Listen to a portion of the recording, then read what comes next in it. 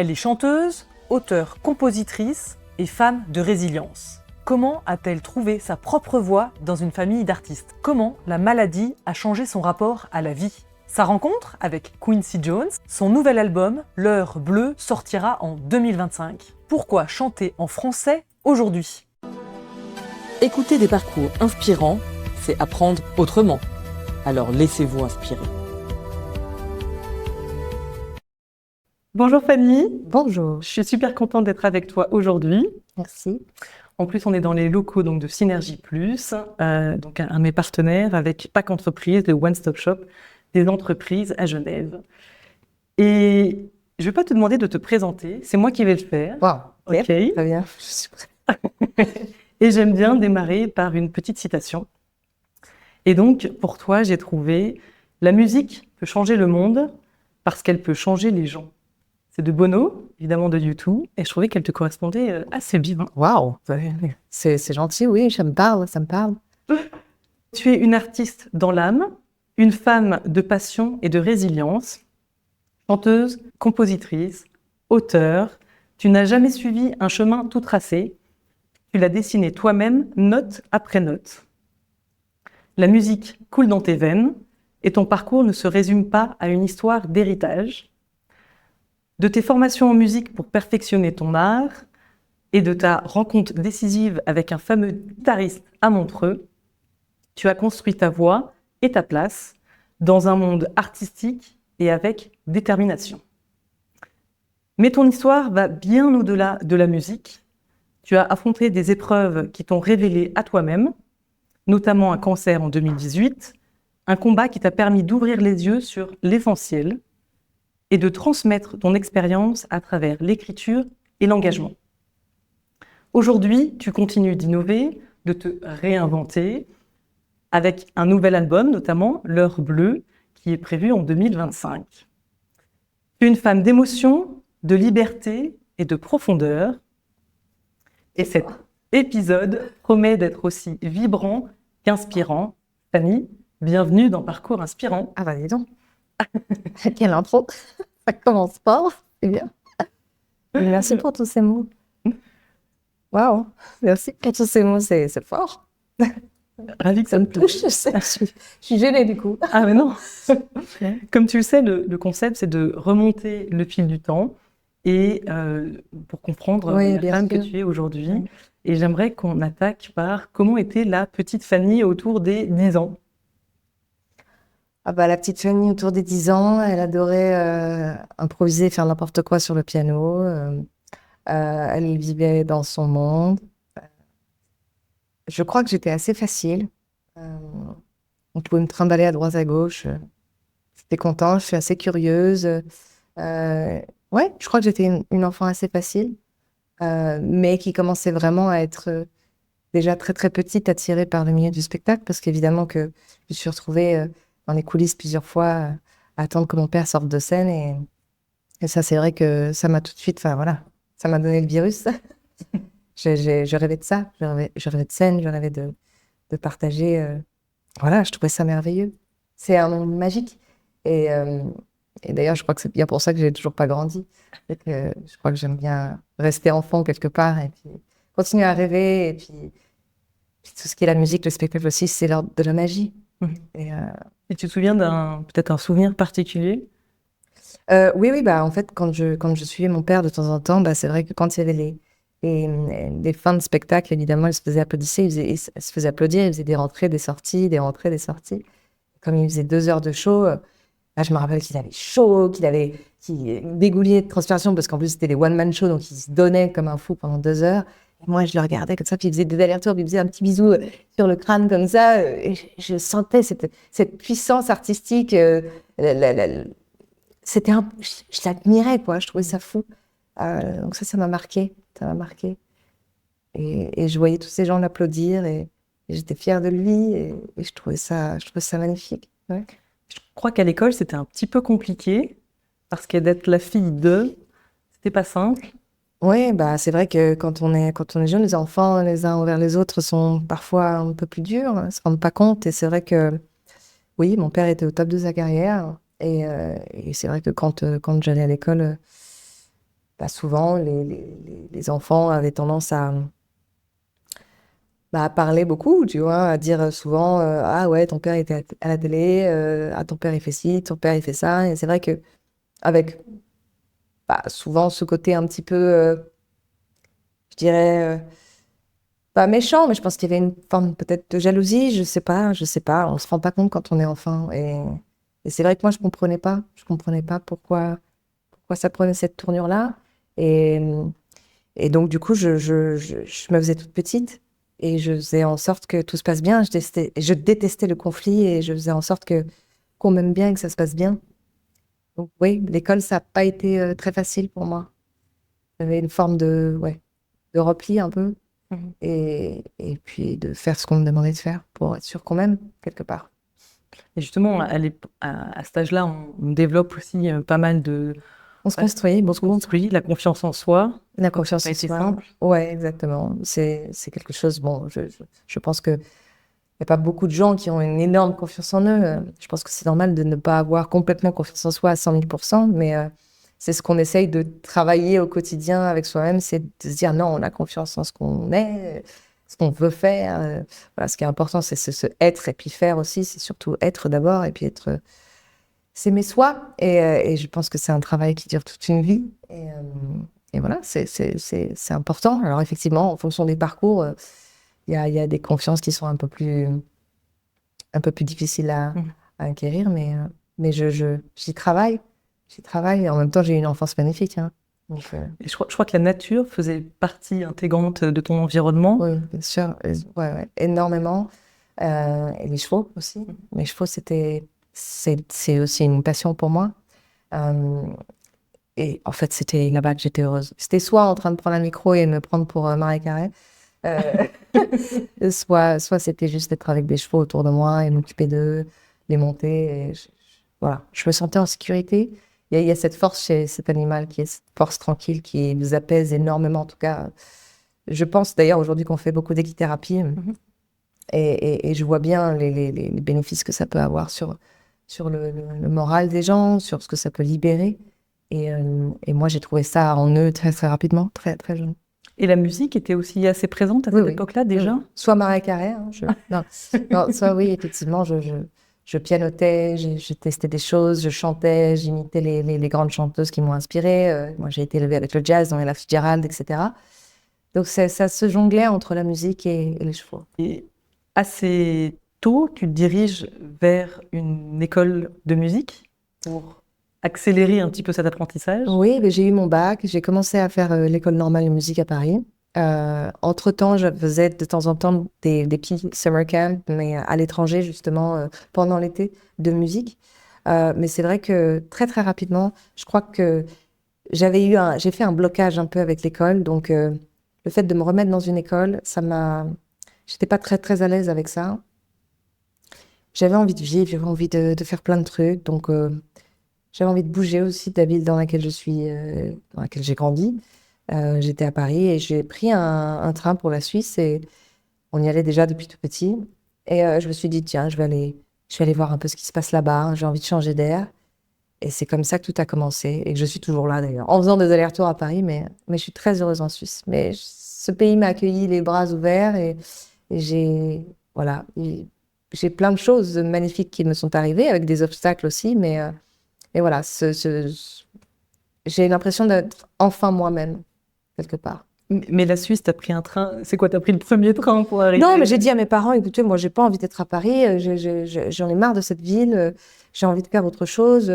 Est-ce que je pourrais aller en Suisse si je trouve un petit stage, etc. Ils m'ont dit, bah oui, ok, vas-y. Donc, j'ai pris un stage d'enregistrement dans un studio, justement, de musique. Et l'après-midi, enfin, je travaillais là, et le matin, je travaillais chez Bang & Olufsen, voilà. Comme ça, je me faisais des sous. Et puis, le week-end, pour aussi me faire des sous, j'étais prof de ski. Ok. Voilà, donc c'est un mix de plein de choses. Et, euh, et puis dans ce studio d'enregistrement, je commençais à vouloir enregistrer des choses. Et puis quand il y avait un peu des trous dans les sessions d'enregistrement, je demandais si c'était possible que je puisse enregistrer des trucs, tâter le piano, tester des choses. Et c'est comme ça que j'ai commencé à vraiment me dire, mais enfin, ça, j'aime ça plus que tout. Et puis de fil en aiguille, j'ai rencontré Kenny, qui est donc le guitariste avec qui je travaille toujours, qui est Ouais. devenu comme un frère, un confident, un meilleur ami. Et puis, on s'est mis à composer ensemble, à faire aussi des reprises des standards de jazz, et puis aller un peu partout, chanter dans des hôtels, dans des petits cafés. On a tout fait, quoi. Et On tu a l'as roulé, hein. rencontré comment exactement? J'avais une amie dans la station de ski dans laquelle je travaillais qui me disait: «Ah, j'ai rencontré un guitariste qui a l'air super sympa, tu devrais aller le rencontrer, il est à Montreux.» Et je l'ai rencontré sur le quai de la gare parce que le studio d'enregistrement qu'il avait, c'était un tout petit studio, mais très, très mignon. J'arrive sur le quai de la gare, on se dit bonjour, il est 15h, je suis repartie à 3h du matin. Waouh. Et ce studio d'enregistrement est toujours le même là où on travaille. Ok. Ouais, ça n'a pas bougé. Sauf la déco. La déco a évolué. Mais en tout cas, je te remercie parce que tu m'as invité à l'avant-première de ton concert et on ressent cette énergie entre vous deux. J'avoue, c'est très communicatif. Ça, en termes d'émotion, j'étais assez bluffée. Oui, je pense que ça se ressent, oui. Et le fait de découvrir que tu l'avais connu assez jeune, je trouve que ça fait énormément de sens par rapport à ce que j'ai ressenti en tout cas. Cool. Donc, Ouais, c'est une vraie relation. et tu dirais que c'est vraiment le déclic qui t'a fait te dire, OK, ça va devenir mon métier. J'ai envie de faire ça. Ouais. J'avais, en fait, pour moi, déjà petite, hein, très petite, ce qui m'intéressait, c'était soit les chevaux, soit chanter, dans tous les cas. Et en fait, la création, c'est ça qui m'anime, en fait. C'est de créer, c'est cette perpétuelle nouveauté, cette adrénaline du spectacle, se sentir profondément vivant, être dans cette forme d'intensité aussi. Et voilà, la création, pour moi, je crois que c'est quelque chose de vital. Si j'ai pas ça, j'ai pas l'impression d'être en vie.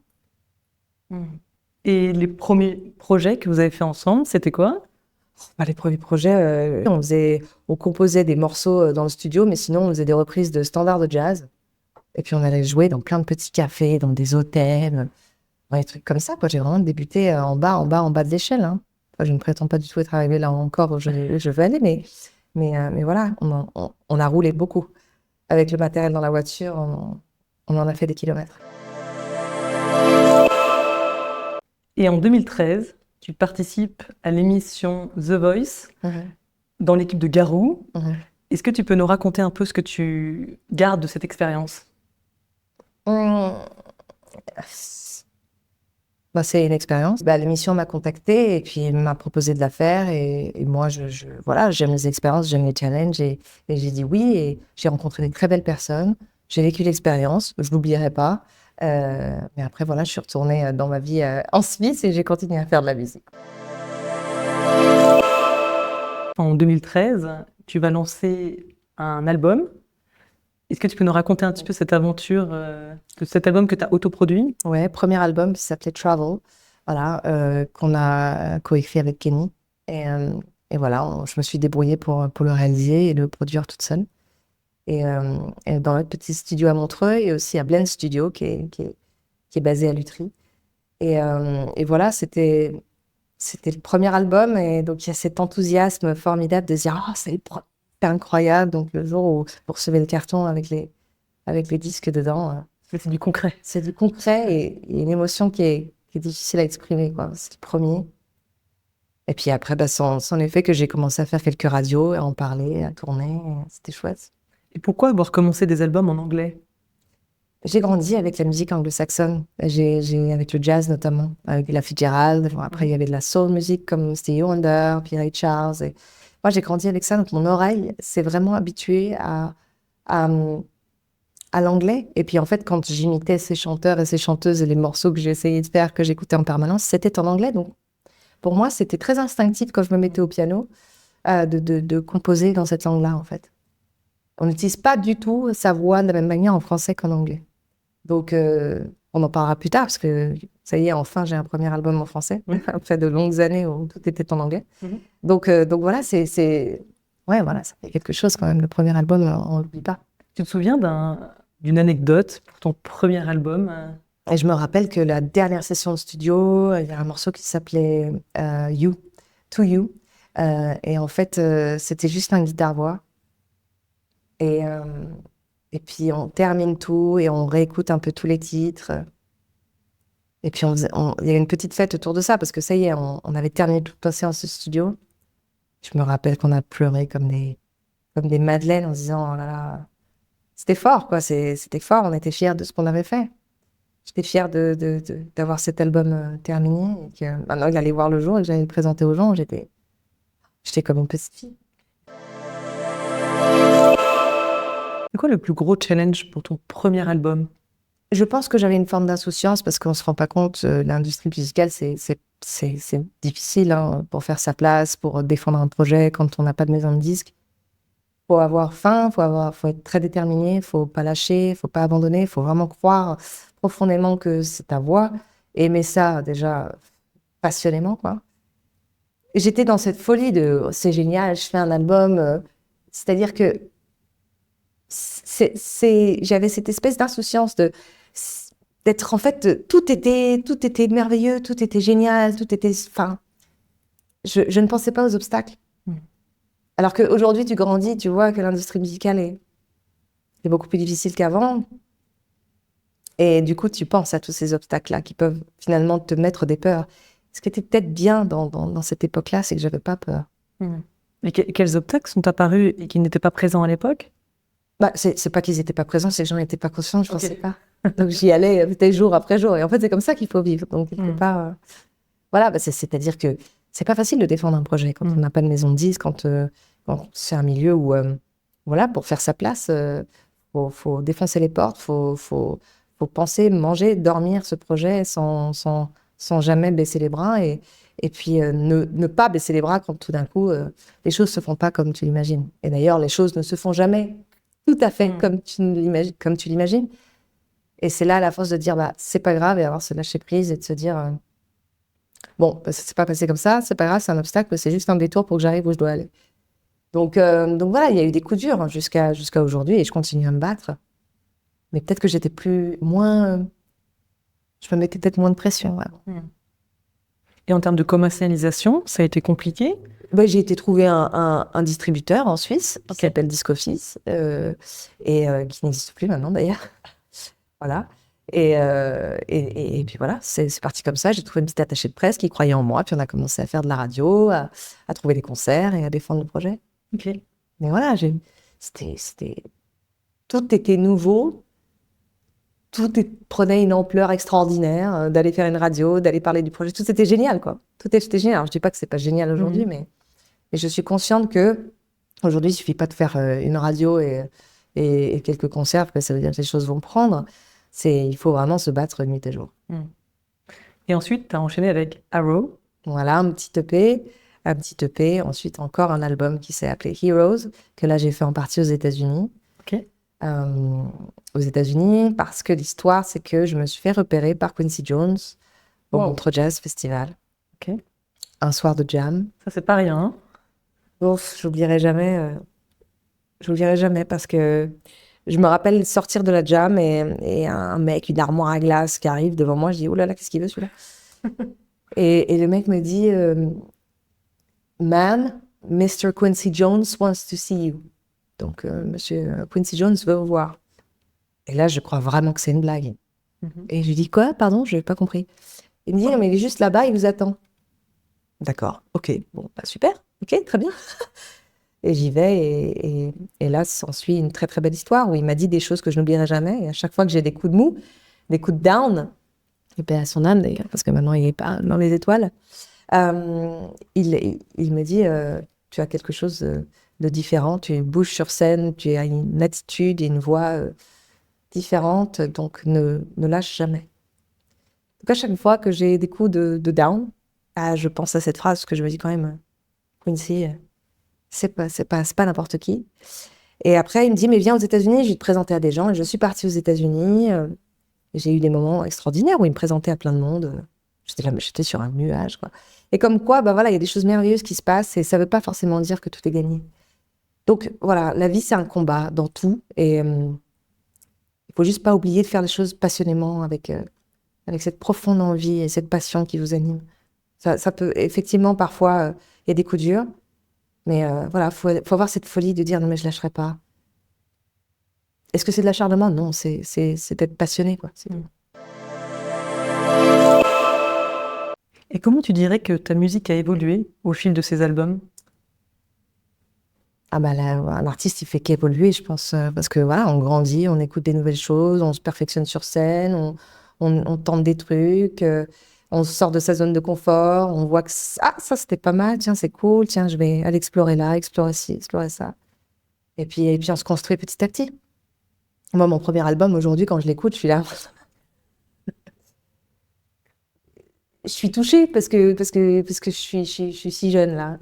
Je me dis, oh là là. Bah, en fait, je me dis, c'est bien, t'as avancé. T'as avancé. N'oublie pas, parce que ça fait partie de ton parcours. Mais c'est là où je me dis, bah, voilà, t'as pas stagné. Et tu dirais que c'est ta voix qui a aussi évolué? Est-ce que c'est ta maîtrise? Okay. Tout, la voix évolue, la voix, plus on la travaille, plus on se perfectionne, on prend confiance aussi dans les assises qu'on a sur certains points et sur d'autres pas. Voilà, on se construit avec le temps, on se construit tout, on se forge notre caractère, notre personnalité avec le temps, comme en musique, comme notre voix. Et c'est vrai que tous mes albums sont assez éclectiques, hein, parce que moi j'aime beaucoup de choses, j'ai grandi avec plein d'influences différentes, j'aime la musique dans tout ce qu'elle est. Donc voilà, j'adore explorer. Et j'étais très influencée par la soul music au départ. Mm-hmm.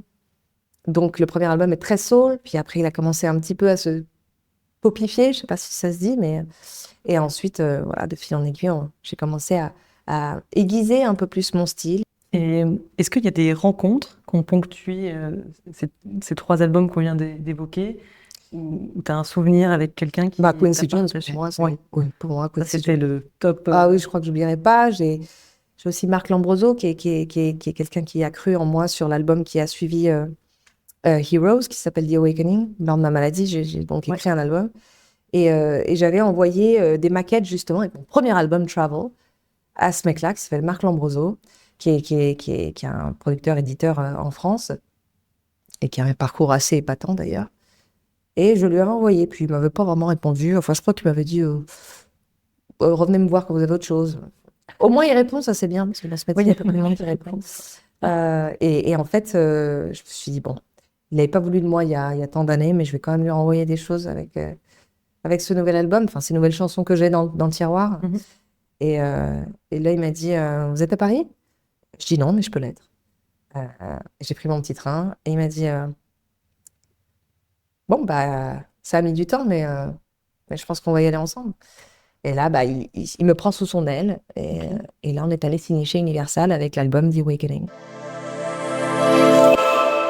Je propose qu'on passe le jeu de l'entracte. Allez. On est à peu près à la moitié de l'émission. Moi, j'aime bien. Et on est à peu près à la moitié de l'épisode. Et c'est l'heure de faire une pause fun avec l'entracte. Pendant 5 minutes, mon invité va jouer au jeu de la dernière fois que. Le principe est simple. 5 questions qui commencent toutes par la dernière fois que. Il a le droit à 3 jokers s'il veut éviter une question. Prêt? C'est parti. J'ai suivi un conseil, celui de Quincy Jones. Ne baisse jamais les bras. Tu as quelque chose, donc accroche-toi. Très bien. Et de une? J'y vais comme ça, moi. Ouais. Fallait mélanger, j'ai même pas mélangé. Comme tu veux. Non. J'ai acheté un objet à moins de 100 francs qui a changé mon quotidien. Là, je me suis racheté un petit clavier tout simple pour composer à la maison. Là, c'est super chouette parce qu'en ce moment, ça coûte moins de 100 francs, mais je peux faire tellement de trucs avec ce clavier MIDI. Parce que l'autre marchait à peine, j'avais des problèmes de touche, j'en ai racheté un. Et coûtait moins de 100 francs, ça marche très bien. J'ai passé une journée incroyable. Alors, moi, je vais vous dire, l'incroyable, ça veut tout et rien dire. Ce qui est important, c'est quand il y a tout d'un coup un moment où vous avez un sentiment de bien-être avec vous-même. Là, je suis partie récemment quelques jours au Cap Ferret, qui est un lieu que j'adore. Je suis partie quelques jours juste avec mon chien. Mm-hmm. Et puis mon petit clavier, justement. Et il y a l'océan juste à côté. Et moi, j'ai un rapport à l'océan qui me procure un bien-être fou. Et j'ai eu beaucoup de chance qu'il a fait un temps magnifique. Et je marchais des heures sur ces grandes plages océaniques du Cap Ferret. Et juste d'être avec mon chien, de me poser, d'écouter les vagues et juste de me dire, mais ça, ce sont des cadeaux de la vie. On vit plein de choses incroyables, bien sûr, il y a plein de journées qu'on pourrait lister, mais c'est la dernière en tête, c'est juste ces moments simples avec moi-même. Je pense qu'une des choses les plus importantes, c'est de réussir à s'apporter beaucoup de choses juste à soi-même, tout seul. Et là, j'étais bien avec moi. Et lui, c'est un animal, bon, oui. Je peux pas trop lui raconter de trucs, mais bon, voilà, c'est mon partenaire. Lennon. Lennon. Donc voilà, c'est un très joli moment. C'était une belle journée. Il y avait un coucher de soleil extraordinaire. Cet océan était sublime ce jour-là. Les vagues étaient régulières. C'était simple. C'était juste beau. Donc c'était incroyable. J'ai dit stop. Ah, j'ai dit stop. J'ai dit stop. J'y travaille toujours, mais je pense que c'est le problème de beaucoup de gens, c'est de toujours dire, ne pas savoir dire non. Et donc, ne pas savoir dire non, c'est un peu ce côté, je suis trop gentille, j'ai pas envie que les gens pensent du mal de moi si je dis pas oui. Et maintenant, voilà, je commençais un petit peu à me dire que ça suffit et de me respecter. Et de me respecter, pas dire oui à tout le monde juste pour faire plaisir et pour être sûr que les gens vous aiment. Non, voilà. Ce qui compte, c'est on peut pas se faire aimer par tout le monde et puis on a le droit de se faire respecter. On peut pas être disponible pour tout le monde tout le temps et savoir dire stop et non parfois, vraiment. C'est très clair. Voilà. Merci. Écoute, je vais te l'offrir, comme ça tu C'est vrai? verras les autres cartes. Ah, tu me Je sais l'offres? qu'à l'apéro, c'est très sympa. Ah oui, c'est cool ça, j'avoue, sympa. Ah oui, bah, l'apéro en Suisse, c'est sympa ça aussi. C'est bien, c'est convivial en Suisse. C'était l'entracte, sponsorisé par la société suisse infiniprinting.ch, qui a imprimé ce jeu de cartes pour nous. Vous avez aimé? Dites-le en commentaire et surtout, proposez vos idées de questions la dernière fois que pour les prochains invités. Je te propose qu'on attaque la partie la révélation en 2018 de ce fameux cancer du sein. Oui. Comment tu l'as appris? Alors, je l'ai appris de manière complètement folle. C'est encore une fois la musique qui m'a sauvé la vie, hein, quelque part. Je suis en studio d'enregistrement. Je suis à Berne. Je travaille sur mes nouvelles chansons, des nouvelles démos, voilà. Et la bouilloire ne marche pas. Je voulais me faire un thé, donc je traverse la route pour aller me prendre de l'eau chaude dans un thé on dit ça, les petits gobelets en carton. Ok, ouais. Et en fait, la nana me propose un petit cache en plastique. Je lui dis non, pas besoin de ce cache en plastique, on va faire attention à la planète, j'en ai pas besoin. Et je traverse et je reviens. Et en fait, il faisait un peu frais ce jour-là, donc j'avais quand même un pull, un manteau, et dans une main le gobelet, dans l'autre mon téléphone portable. Et je donne un coup dans ces portes de studio qui sont assez lourdes. Et donc le thé vole. Et donc, au revoir, merci, j'avais presque plus d'eau dedans. Et il passe carrément, il me par-dessus ma veste, par-dessus mon pull et vient me brûler, à peu près par là, quoi. Ok. Et vraiment me brûle, parce que l'eau était brûlante. Et je me rappelle rentrer dans le studio en disant, ah Ben, putain, c'est un mec avec qui je travaille, fait chier, là, je me suis brûlée avec mon thé, mince.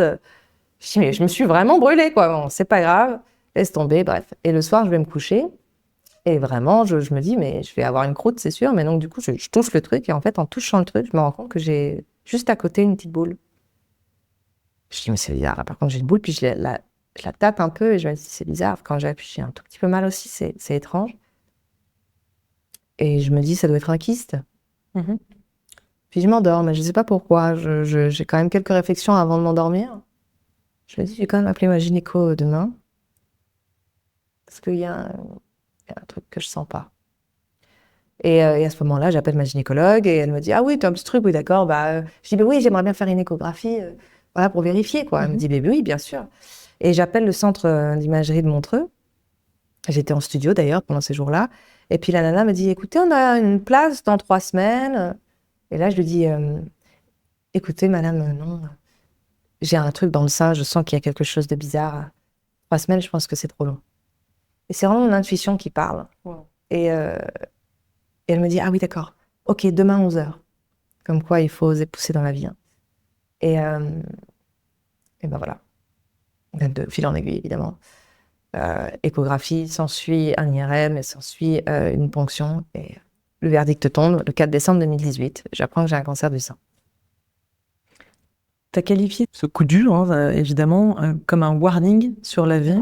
Ouais. Est-ce que tu peux nous dire un petit peu ce que ça t'évoque? Moi, je suis persuadée que les maladies cachent des traumas intérieurs, des émotions refoulées, des choses que l'on garde trop en nous. Et moi, je l'ai senti comme ça. J'étais dans une forme un peu de combat avec moi-même, avec des conflits internes, en essayant je me cherchais, je trouvais pas ma place, j'avais pas confiance en moi. J'étais dans une petite forme d'autodestruction. Voilà, je sentais qu'émotionnellement, j'étais assez fragile, mais je n'arrivais pas à connecter avec ce que j'étais.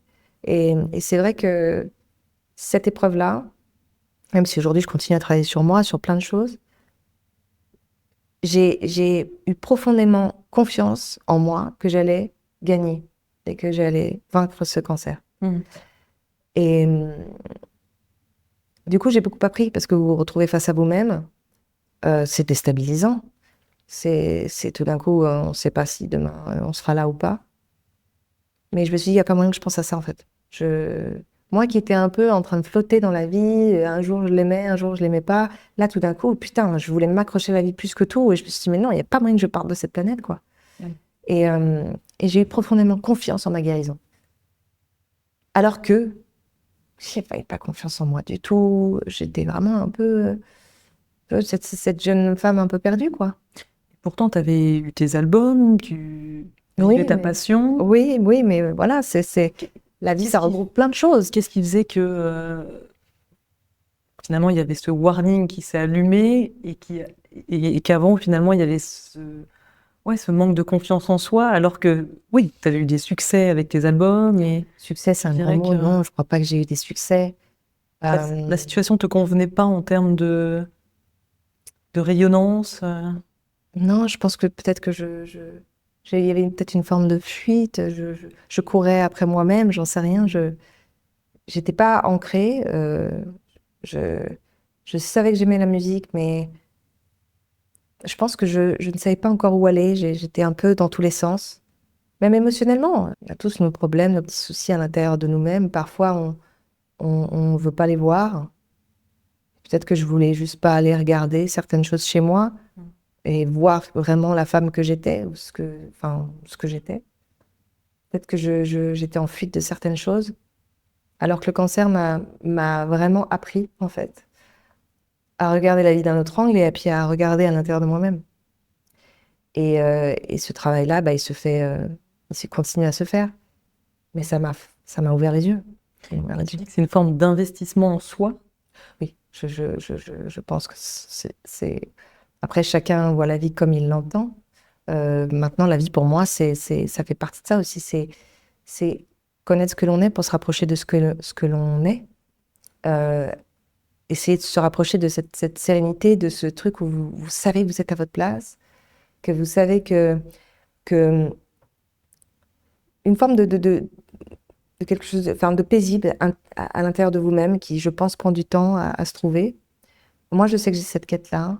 Je suis dans la transmission, j'aime les émotions, j'aime les gens, j'aime la scène, j'aime les vibrations, j'aime l'intensité. Et dans toute cette intensité, parfois, on se perd parce que dans le calme, peut-être, on se sent perdu, donc parce qu'on veut combler des vides aussi. Et tout ce travail, c'est important de le faire. En tout cas, moi, j'estime, pour moi, c'est un truc qui fait partie de mon chemin.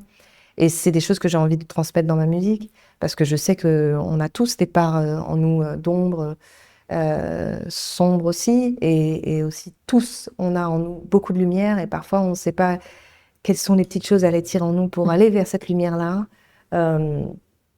Ce sont des équilibres à trouver, émotionnels, internes, qui mettent parfois du temps, et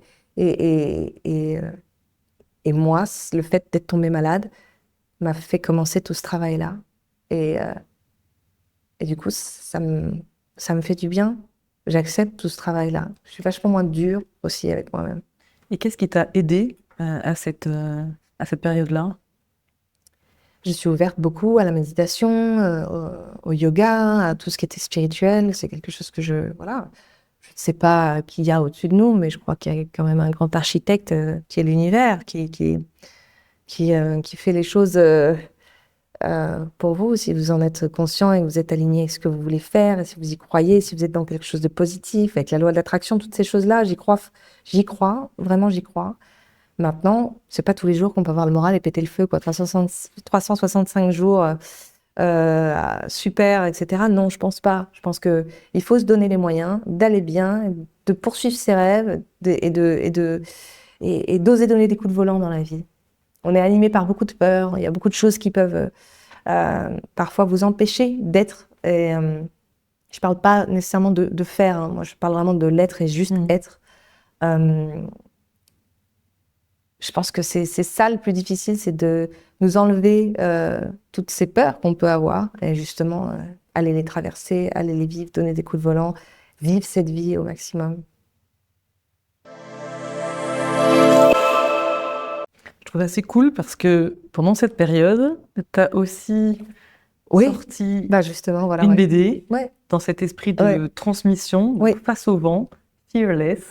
C'est écrit sur la petite veste. Oui, c'est un morceau qui est sorti pendant justement les traitements que j'ai tenu à sortir, qui était un morceau justement pour dire que ça peut arriver à n'importe qui, mais que voilà, il faut croire en sa guérison. Il y a un vrai mindset à avoir. Je sais que c'est pas facile quand on apprend qu'on est gravement malade.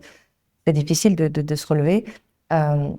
Mais c'est prouvé quand le mindset est là, si profondément, mais putain, je vais y arriver, je peux le faire. Des coups durs, ça c'est clair, parce que les traitements sont fatigants, les larmes, la fatigue, ça c'est quelque chose qui est difficile à gérer. Mais il y a cette profonde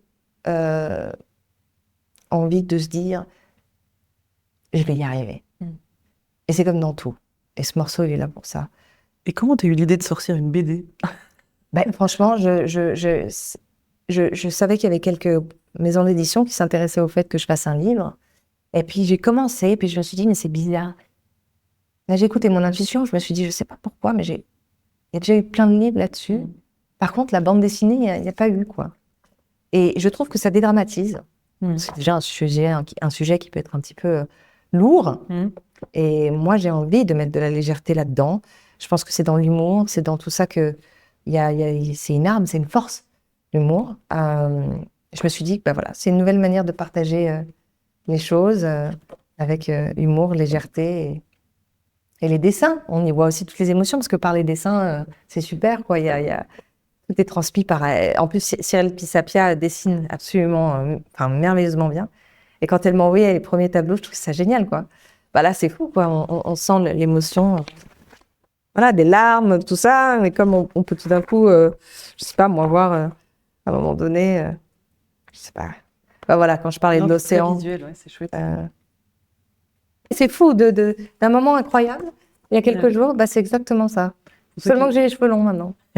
Voilà. De toute façon, en audio, effectivement, c'est une double page à l'intérieur de ce livre BD dans lequel on voit l'océan et de justement ce que tu venais de nous décrire comme une journée incroyable, une belle journée. Ok. Ouais. C'est ça, émerveillé par la beauté, la puissance de l'océan. Le présent prend beaucoup plus de sens que le futur, que juste être ouverte et libre me redonne l'énergie que j'avais le sentiment d'avoir perdue à force de faire pour faire. Merci. En fait, cette période a été assez créative.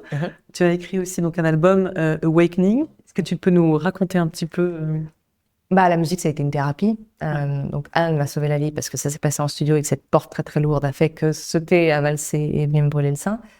Et puis ensuite, c'est devenu voilà, c'est comme un enfant. Vous lui mettez son meilleur jouet devant les yeux, il vient de tomber, il s'est fait mal. Toutes les larmes vont partir et puis son petit monde intérieur va s'émerveiller. Dès que je me mettais au piano et que je composais, que j'étais en studio, j'oubliais que j'étais malade. Donc je me suis dit, va puiser cette force dans la musique. C'est une thérapie. Et puis écrire un album. Voilà, écrire ce qui te vient. Et voilà, The Awakening est sorti. Par contre, coup dur. On continue. Le timing était... Le timing, ça sort. Et 2 semaines après, le Covid arrive. Voilà. Mais j'étais plus dans une forme d'acceptation, parce que j'avais tellement travaillé aussi sur moi. Et puis j'étais en vie. Alors, il y a aussi ce moment où les choses vont bien, mais il y a une réadaptation aussi, tout d'un coup. Parce que tout d'un coup, vous sortez de cette espèce d'orage et c'est calme. Cet album sort. Boum, du coup, il y a le Covid. En fait, émotionnellement, là, j'ai traversé des montagnes russes. Mais il y avait quand même une part de moi-même, mon petit ange, là, qui me disait, mais Fanny, tout le monde est dans cette situation-là. Accepte les choses, de toute façon. Ça sert à quoi de lutter? Laisse faire. Là, le monde est arrêté. Tout le monde est en train d'être dans des situations délicates, avec chacun ses histoires, chacun ses problèmes, chacun son chez-soi. Chacun doit se débrouiller et traverser cette épreuve. Mais on est tous dans la même merde, pardon. Voilà. Mais finalement, je pense qu'il y a aussi beaucoup de choses dont on a appris. Si on doit revenir sur des épisodes importants que les gens ont traversés, on a tous appris beaucoup, hein. On a souffert, mais on a aussi beaucoup appris.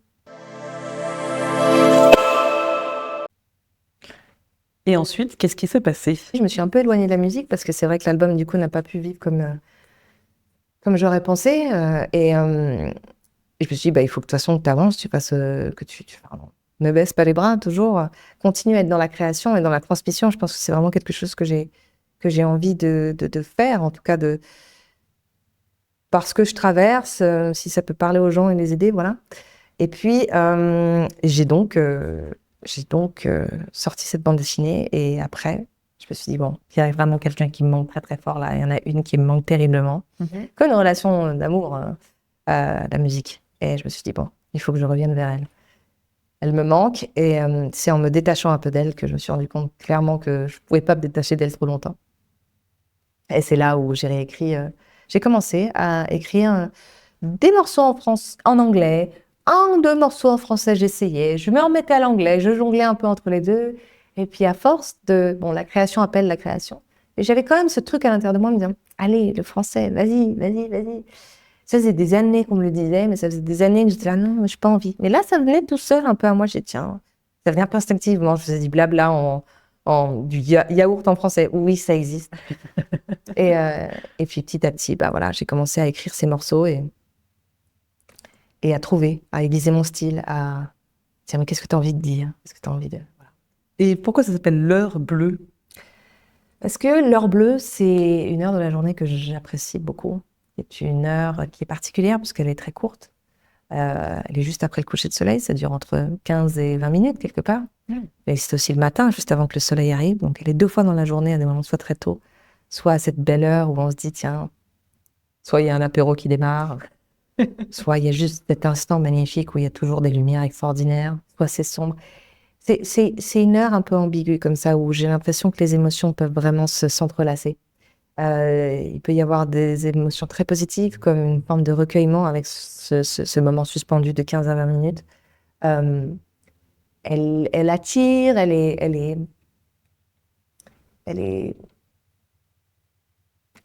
jamais pareille, elle appelle à la réflexion. Voilà, je me suis dit, cet album, c'est une quête de plein de choses à l'intérieur de moi-même. C'est cette ambivalence, cette dualité entre ces émotions très positives que je peux avoir et ces émotions un peu négatives que j'essaie, voilà, d'équilibrer. C'est cette intense personne que je suis et en même temps, je pense que j'ai une partie très douce. Voilà, c'est sur cette dualité, ce moment un peu suspendu, où je me suis dit, ça me paraissait être une évidence que ça s'appelle comme ça. Et quel message tu souhaites transmettre à travers cet album? Ce sont des messages. Alors moi, j'ai toujours été guidée évidemment par ce qui peut m'entourer. Donc il y a aussi bien les histoires d'amour, les coups de volant, les réflexions sur la vie, les moments difficiles où il y a une chanson qui s'appelle Relève-toi, justement.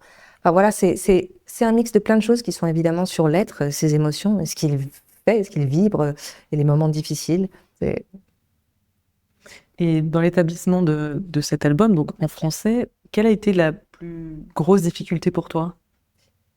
De me sentir juste vocalement sur pas de chanter faux, hein, c'est pas ça, c'est de trouver réellement ma voix en français pour être vraiment naturelle et complètement spontanée et même si parfois c'est déstabilisant parce que c'est pas du tout la même manière de l'utiliser en anglais, la phonétique, tout, la gorge, tout, comment ça travaille ici, c'est différent. Donc il fallait que je trouve mon truc, quoi. Ça a été un peu un challenge, ouais. C'était un peu un challenge. Je voudrais qu'on aborde un chapitre aussi, le fait que dans cette notion de transmission, ça se sent que tu aimes partager. Il y a aussi ton engagement auprès de nombreuses associations. Et je voulais un petit peu qu'on échange sur est-ce que tu as eu, je sais pas, un moment dans ces engagements au niveau des associations très fort en émotion? Oui. J'ai participé au rallye Rose des Sables et au Trek Rose. J'ai fait plusieurs choses comme ça, notamment aussi des fidèles, les défis fidèles, qui sont des défis sportifs féminins. Et franchement, j'ai vécu des moments extraordinaires avec... c'était principalement des femmes. Et j'ai trouvé incroyable cette entraide, cette sororité, cette solidarité. C'est très fort parce que tout d'un coup, dans ces moments-là, soit ce sont des femmes qui sont touchées directement ou qui en sont sorties, soit ce sont des amis qui vont le faire pour leur ami qui est malade. Et donc, il y a tout d'un coup, on n'est plus dans le... Il n'y a pas de chichi, quoi. On est toutes là pour s'entraider, en fait, pour être dans l'amour, pour être dans quelque chose de sain, de simple. Et on est dans l'essentiel. Et puis en même temps, on relève un défi où on doit se surpasser, où il y a des moments durs, de quoi on n'en peut plus, mais on se dit, on est là pour ça et on le fait pour cette personne-là ou je le fais pour moi. Et c'est fort, quoi. C'est très, très fort. Il n'y a pas eu un moment où tu t'es dit, mais qu'est-ce que je fous là? Parce que c'était intense, compliqué, qu'il y a eu une galère inattendue. Ah si, il y a des moments où je me dis, putain, pourquoi je me suis embarquée là-dedans? Ça fait 15 kilomètres que je marche en plein milieu du désert. J'ai si chaud, j'en peux plus, j'ai soif. Et en même temps, je me disais, mais c'est génial.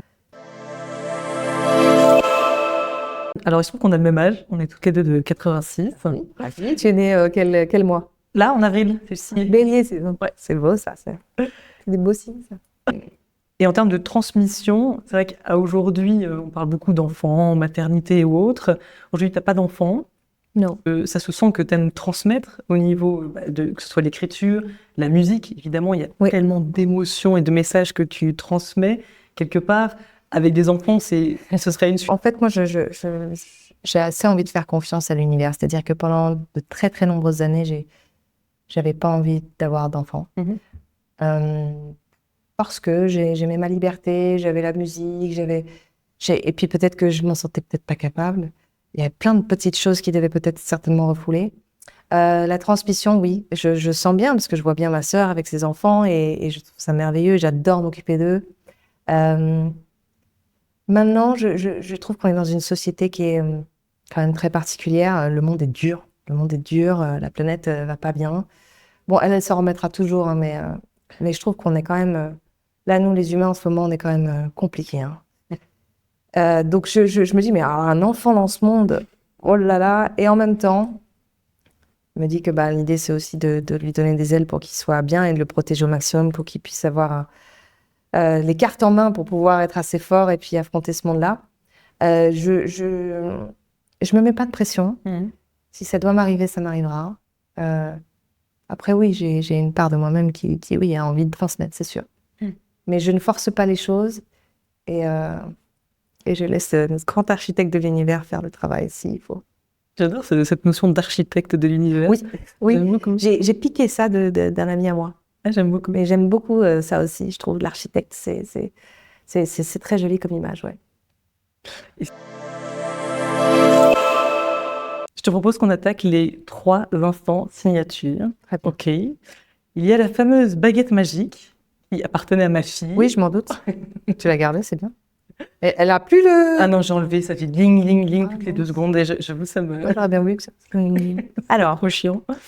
Et donc, à partir de maintenant, tout est possible. Tu peux changer quelque chose dans le passé, dans le présent ou dans le futur. Tu as un pouvoir magique. Une chose. Une chose. Et tu l'utiliserais pour quoi? C'est hyper dur comme question parce qu'il y a le côté où, en fait, c'est très bateau, mais moi, je défends à fond les animaux et je me dis, voilà, on est sur une planète qui est tellement difficile avec les animaux.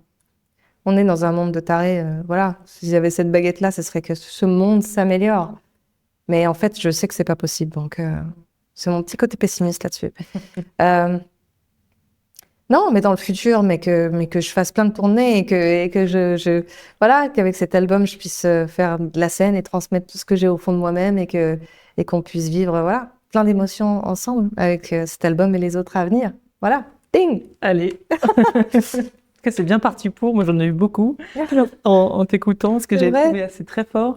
Et je m'y attendais pas. C'est ton timbre de voix qui, selon les chansons, variait énormément, de partir de très grave et d'un coup de passer, alors moi j'ai pas tous les termes techniques, mais sur une voix très légère, très fine, comme si elle allait se casser, et d'un coup repartir dans des profondeurs. Moi j'avais trouvé que ça amenait énormément d'émotions. On va attaquer le deuxième instant, signature. Et là, j'ai cette jolie sonnette, et donc c'est l'instant tac au tac. Ok, donc j'ai une dizaine de questions. Ça amène à des réponses assez rapides. Ok. Est-ce qu'il y a une citation que tu te répètes tous les jours? Les obstacles que nous traversons sont des détours pour arriver là où l'on doit être. Quelle est la plus grande leçon de vie que tu as apprise? L'acceptation. Alors, il y a une question que je pose souvent, c'est si tu avais à choisir un mot pour décrire ton parcours, ce serait lequel? Mais si je l'adapte à toi, ce serait si tu avais à créer le titre d'une chanson qui reflèterait ton parcours, tu utiliserais quel titre? Bah, relève-toi.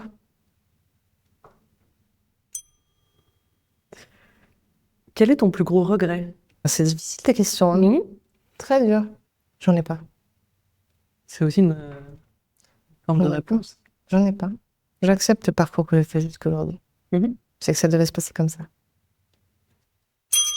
Quel est ton plus gros échec? Ce ne sont pas des échecs. C'est comme ça qu'on se construit. Est-ce que tu as un rituel avant de monter sur scène? Ben, je me concentre, je ferme les yeux et c'est comme une toute petite méditation où je calme mon esprit, voilà, pendant 2-3 minutes. Okay. J'avais écrit ça avant que tu fasses le magasin, mais si là, tu avais à chanter une chanson lors d'un karaoké, tu chanterais quelle chanson? Lors d'un karaoké? Ouais. Moi, tiens, je chanterais une chanson de mon frère, tiens. I wish that somebody feel my pain. So I believe we're only brothers, not enemies, but only brothers. We're all the same.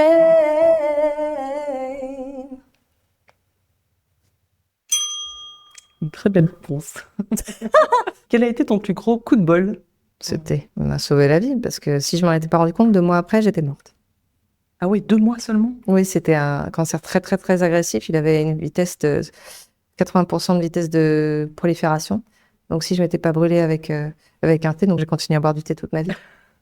Waouh! Ah oui, donc l'intuition d'avoir raccourci ce rendez-vous de 3 semaines à 1 jour, ça t'a sauvé. Tout a un sens, ouais. Waouh! Quelle est ta plus belle rencontre? Quincy Jones. Est-ce que tu as un mentor qui t'a accompagné? Bah, Quincy m'a donné plein d'outils, plein de choses. Enfin, ça a été comme un mentor. Alors après, je l'avais pas au téléphone tous les jours, mais on avait quand même une assez jolie relation. Mais sinon, celui qui m'a donné envie de faire tout ça, c'est bien mon père. Quel conseil tu te donnerais à ton toi quand tu étais petite? Aie confiance en ce que tu es.